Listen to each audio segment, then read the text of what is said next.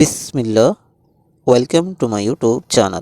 आज की इस वीडियो में हम टीएस टेट 2023 का जो पेपर था उसका जो मैथ्स का जो पोर्शन है उसकी थोड़ी सी एनालिसिस करने वाले हैं इस वीडियो में। ओके, देखो इस बार का जो पेपर था वो 75 to 80% के प्रीवियस ईयर क्वेश्चन पेपर्स के ऊपर ही बेस्ड था।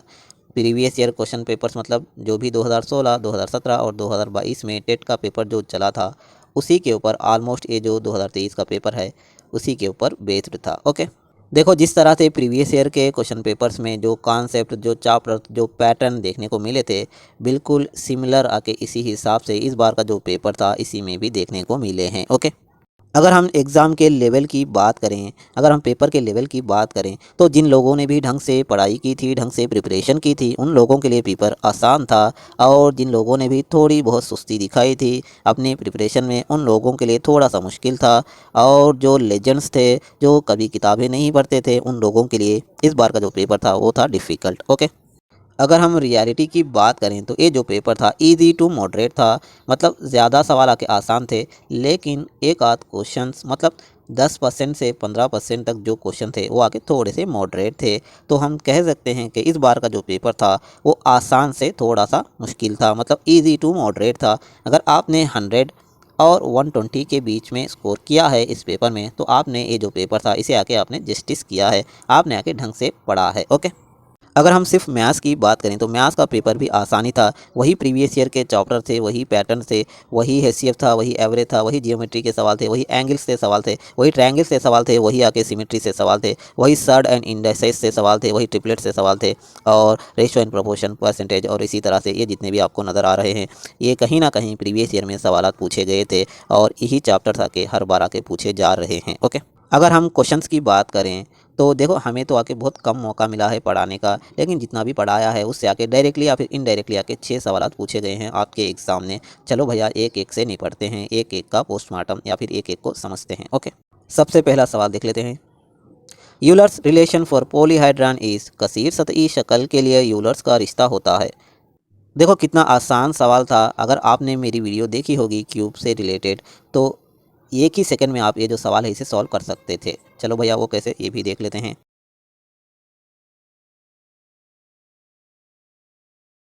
जिसे हम कहते हैं उर्दू में राइट के जरिए। देखो एक फार्मूला होता है जिसे हम आइलर्स फार्मूला कहते हैं। ये होता है F plus V that is equal to E plus 2। इसमें एफ का मतलब होता है फेस जिसे हम कहते हैं शक्ल, और वी का मतलब होता है वर्टिसेस जिसे हम कहते हैं उर्दू में रास, और यहाँ पर ई से मतलब है एडजस जिसे हम उर्दू में कहते हैं किनारे। ओके, तो ये जो फार्मूला है इस फार्मूले के जरिए आप आके इन तीनों में से कोई दो चीज़ आपको दे देगा और एक आपको पता करने के लिए, मालूम करने के लिए कहेगा, तो आप आके इस फार्मूले के जरिए ये चीज़ें मालूम कर सकते हो। तो अगर आपने मेरी वीडियो देखी होगी क्यूब से रिलेटेड तो ये जो सवाल था सिर्फ एक ही सेकंड में आप कर सकते थे। मैंने आपको वहाँ पर भी बताया है, यहाँ पर भी बताने वाला हूँ। देखो F plus V dot is equal to E plus 2, इस यही होता है आइलर्स का इक्वेशन, यही होता है आइलर्स का फार्मूला। ओके, तो ऑप्शन नंबर 3 हमारा सही आंसर है।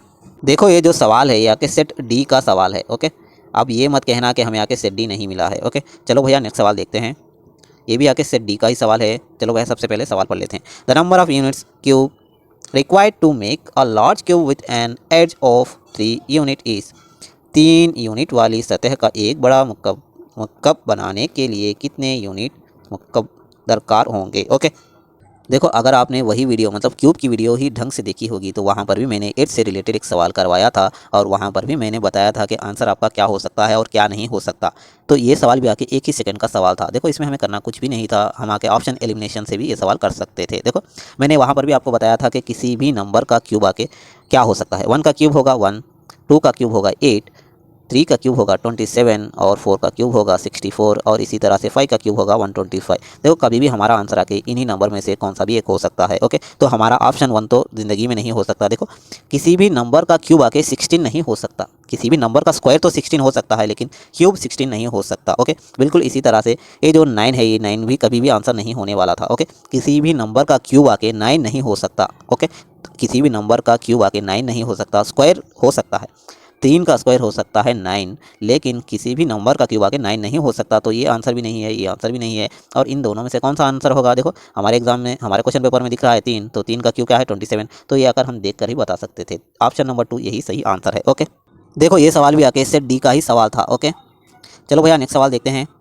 नेक्स्ट सवाल है ये, देखो सबसे पहले जो सवाल है इसे पढ़ लेते हैं। The number of edges of a tetrahedron is, एक चार सतही टेट्राहेड्रॉन के किनारों की तादाद। देखो ये जो सवाल है आप आके वो जो फार्मूला है F plus V dot is equal to E plus two, इसी से आप कर सकते थे। ओके, अगर आपने मेरी एक वीडियो देखी होगी 6 महीने पहले की, तो वहाँ पर मैंने एक चार्ट आपको दिया था। इसमें से ये जो चार्ट है, ये चार्ट से 2 सवालात आपके एग्जाम में पूछे गए थे। देखो एक है टेट्राहेड्रॉन से जो कि ये सवाल है, और एक और सवाल पूछा गया था कैलिडियोस्कोप से। देखो ये जो ट्रायंगुलर प्रिज्म आपको नज़र आ रहा है, इसी को हम कहते हैं कैलिडियोस्कोप। ओके, तो ये जो चार्ट से 2 सवाल आपके एग्जाम में पूछे गए थे। अगर आपने ये वीडियो देखी होगी तो ये जो 2 सवाल थे आप आसानी से कर सकते थे। ओके, चलो भैया यही सवाल हम सॉल्व करने की कोशिश करते हैं। टेट्राहेड्रॉन कुछ इस तरह का शेप होता है, इसका बेस भी होता है ट्रायंगल, और इसका इस साइड भी होता है ट्रायंगल, और इसका इस साइड भी होता है ट्रायंगल, और इसका इस साइड भी होता है ट्रायंगल। ओके, इस साइड भी ट्रायंगल, इस साइड भी ट्रायंगल, इस साइड भी ट्रायंगल, और नीचे जो बेस है वो भी होता है ट्रायंगल। ओके,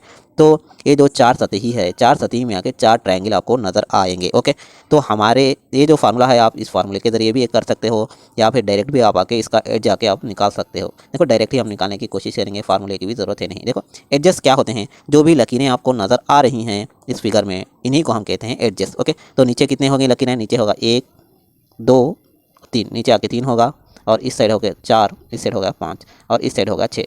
तो 6 लकीरें जो आपको नज़र आ रही हैं, उन्हीं 6 लकीरों को हम कहते हैं एडजस्ट, और इसका ऑप्शन नंबर 3 यही सही आंसर है। ओके, देखो आप आगे इस फार्मूले के ज़रिए भी ये जो सवाल है ये सॉल्व कर सकते हो। देखो यहाँ पर आंसर भी लिखे हुए हैं, एडजस्ट आके 6 होते हैं, और वर्टिसेस आके 4 होते हैं, और फेसेस भी 4 होते हैं। ओके, ये सवाल आके आप खुद भी ट्राई कर सकते हो इस फार्मूले के ज़रिए। ओके, चलो भैया नेक्स्ट सवाल पढ़कर देखते हैं। The number of vertices in a kaleidoscope is, देखो कैलिडियोस्कोप होता है एक ट्रायंगुलर प्रिज्म। ओके, कैलिडियोस्कोप का दूसरा नाम होता है ट्रायंगुलर प्रिज्म। अगर आपने ये वीडियो देखी होगी और थोड़ा सा यहाँ पर गौर किया होगा तो आपके लिए ये आके 1 ही सेकंड का सवाल था। ओके, हमारे सवाल में क्या पूछा है, वर्टिसेस पूछा है, या वर्टिसेस कितने होंगे, 6 होंगे, तो यही हमारा सही आंसर है। देखो ये कैलिडियोस्कोप होता क्या है बोले तो एक खिलौना होता है। इसके फ्रंट साइड भी आके ट्रायंगल होता है, और इसके बैक साइड भी आके एक ट्रायंगल होता है। हमें आके इसे इसे मिला देना है, इससे इसे मिला देना है, और इससे इसे मिला देना है, तो हमारा आके एक कैलिडियोस्कोप बन जाएगा। ओके, देखो ये जो फार्मूला है F plus V dot is equal to E plus two, इसी के ज़रिए आप आके ये सवाल भी सॉल्व कर सकते हो। आप आके खुद ट्राई करके देखना, आपका आंसर आ जाएगा 6। ओके, तो 4 सवालात पूछे गए हैं मेरे 2 वीडियो से। ओके, एक है क्यूब से आके 2 सवालात पूछे गए थे, और ये जो 4th क्लास का जो वीडियो है उससे भी 2 सवालात पूछे गए हैं। तो डायरेक्टली या फिर इनडायरेक्टली आके 4 सवालात पूछे गए हैं आपके टेट पेपर में मेरे 2 वीडियो से। ओके, और सिंपल इंटरेस्ट से भी एक सवाल पूछा गया था। चलो भैया वो सवाल भी देख ही लेते हैं। ओके, सबसे पहले सवाल कहाँ पर है, यहाँ पर है। ओके, सबसे पहले सवाल ही पढ़ लेते हैं। एट व्हाट रेट पर annum will the principal triple in 20 years. Okay, देखो इस तरह के सवालों के लिए मैंने आपको एक फार्मूला भी बताया था उसी वीडियो में। ओके,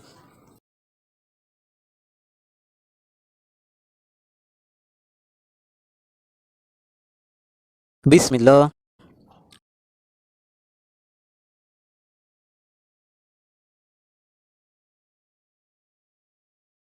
तरीके से भी कर सकते हैं। देखो जब भी इस तरह का सवाल आपके एग्जाम में आ जाए जिसमें आके ये जो मनी है, ये जो अमाउंट है, ये आके दुगना हो जाए, ये आके 4 गुना हो जाए, तो इस तरह का कोई स्टेटमेंट आपको नज़र आ जाए तो आपको आके ये जो इतना सारा बवाल है ये करने की ज़रूरत है नहीं। ये सिंपल सा फार्मूला याद रख लेंगे, और ये सिंपल सा फार्मूला क्या है, T R dot is equal to N minus 1 into 100। Okay, इसमें कौन कौन सी चीज़ें क्या क्या हैं, चलो भैया ये भी बता देते हैं। इसमें टी से मतलब है, टी से मीनिंग है टाइम पीरियड, आर का मीनिंग है रेट ऑफ इंटरेस्ट, और एन का मीनिंग है जो भी सवाल में दिया होगा वो। ओके, अगर सवाल में डबल दिया है तो एन की प्लेस में आपको लिखना है 2, अगर सवाल में ट्रिपल दिया है तो एन की प्लेस में आपको लिखना है 3, अगर सवाल में 10 गुना दिया है, 10 टाइम्स दिया है, 4 टाइम्स दिया है, 5 टाइम्स दिया है, कुछ भी दिया है, तो वो जो स्टेटमेंट होगा वो उसके बदले आपको लिखना पड़ेगा एन की प्लेस में। ओके, देखो ये जो सवाल है सेट सी का सवाल है, और ये जो सवाल है इसे हम बेसिक से भी कर सकते हैं, इसे हम फार्मूला के ज़रिए भी कर सकते हैं। मैंने उस वीडियो में भी आपको बताया था कि जब भी हमारे सवाल में डबल ट्रिपल 4 गुना 10 गुना इस तरह का कोई भी स्टेटमेंट नज़र आ जाए तो आपको करना क्या है, सिर्फ आके एक ही फार्मूला लगाना है, और वो फार्मूला क्या था,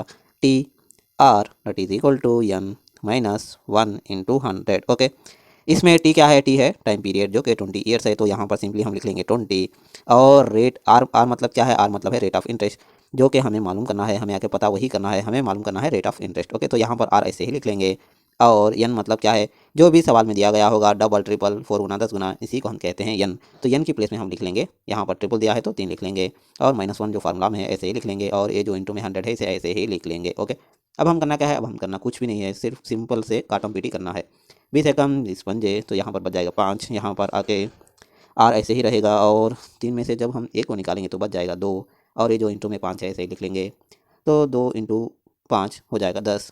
तो रेट ऑफ इंटरेस्ट क्या होगा 10 होगा, यही सही आंसर है। ओके, चलो भैया लास्ट क्वेश्चन देखते हैं। लास्ट क्वेश्चन है, देखो ये जो सवाल है ये आकर बेसिक एलिमेंट्री अलजेब्रा का जो डेफिनेशन है इससे पूछा गया है। ओके,